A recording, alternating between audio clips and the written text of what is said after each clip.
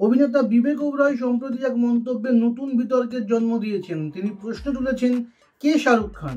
শুধু তাই নয়, কয়েক বছর পর কেউ শাহরুখকে মনে রাখবেন না বলেও দাবি করেছেন তিনি। বিবেকের এই মন্তব্য ঘিরে ইতিমধ্যেই শাহরুখ অনুরাগীদের মধ্যে শুরু হয়েছে তীব্র বিতর্ক। কিছুদিন আগেই বিশ্বের অন্যতম ধনী অভিনেতার তকমা পেয়েছেন শাহরুখ। এমন একজন তারকাকে নিয়ে কেন এমন মন্তব্য? এক সাক্ষাৎকারে বিবেক বলেন, খ্যাতি ক্ষণস্থায়ী। তার মতে ভবিষ্যৎ প্রজন্ম হয়তো শাহরুখ খানকেও চিনতে পারবে না।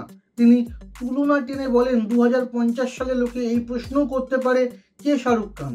তিনি আরও বলেন, আজকের যুগের মানুষ যেমন ভাবতে পারেন, কে রাজ কাপুর?